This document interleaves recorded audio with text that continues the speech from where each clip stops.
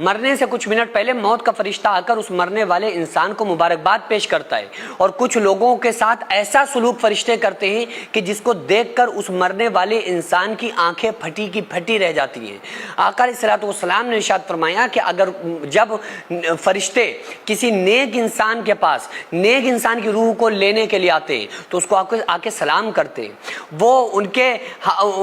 ساتھ فرشتے ہوتے ہیں اور آ کر اس مرنے والے انسان کو مبارکباد پیش کرتے ہیں، اور اس سے کہا جاتا ہے کہ چلو تم کو اللہ نے بلایا ہے، چلو تمہاری قبر تمہارے لیے سجائی جا چکی ہے، چلو آسمانوں پر تمہارا انتظار ہو رہا ہے۔ تو جو نیک بندہ ہوتا ہے وہ کہتا ہے کہ ٹھیک ہے، میں تمہارے ساتھ چلنے کے لیے تیار ہوں۔ اس کے بعد جیسے ہی فرشتے اس کی روح کو نکالتے ہیں تو بڑے ہی اعزاز کے ساتھ ایک دوسرے کو پکڑاتے ہیں، اس کی روح کو فرشتے آپس میں ایک دوسرے کو پکڑاتے ہیں، آسمانوں تک لے جاتے ہیں۔ اس کے بعد اس کی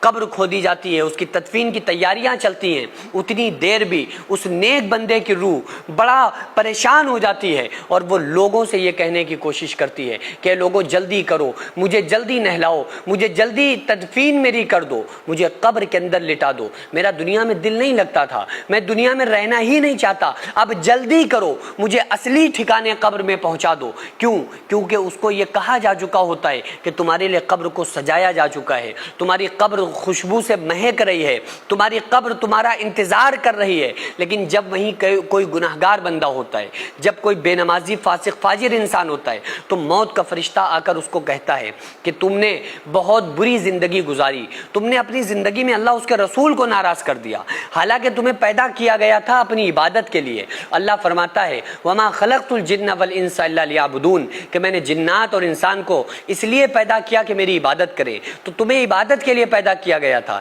لیکن تم نے جھوٹ بولا، مکر کیا، گناہ کیے، اللہ اس کے رسول کو ناراض کر دیا۔ اب تمہارا آنے والی جو منزلیں ہیں یہ بڑی خطرناک ہونے والی ہیں۔ اس کے بعد وہ فرشتہ اس کی بڑی بے دردی کے ساتھ اس کے سینے پہ ہاتھ رکھ کے اس کی روح کو اس طرح کھینچتا ہے۔ آقا علیہ السلام نے اس بات کو، اس منظر کو بھی بیان کیا۔ آپ صلی اللہ علیہ وآلہ وسلم نے ارشاد فرمایا کہ گناہگار انسان کی روح اس طرح نکلتی ہے جیسے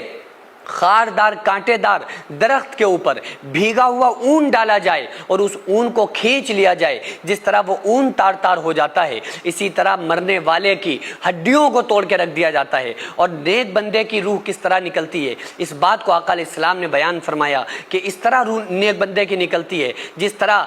بچہ دودھ پیتے پیتے سو جائے، ماں اس کے منہ سے دودھ کو کھینچ لیتی ہے کہ بچہ کہیں اٹھ نہ جائے، اس طرح روح نکلتی ہے جس طرح گندے ہوئے آٹے میں سے بال نکال لیا جاتا ہے۔ کہنے کا مقصد یہ ہے کہ دنیا دارالامتحان ہے، دنیا دارالاسباب ہے۔ آقا علیہ السلام نے ارشاد فرمایا کہ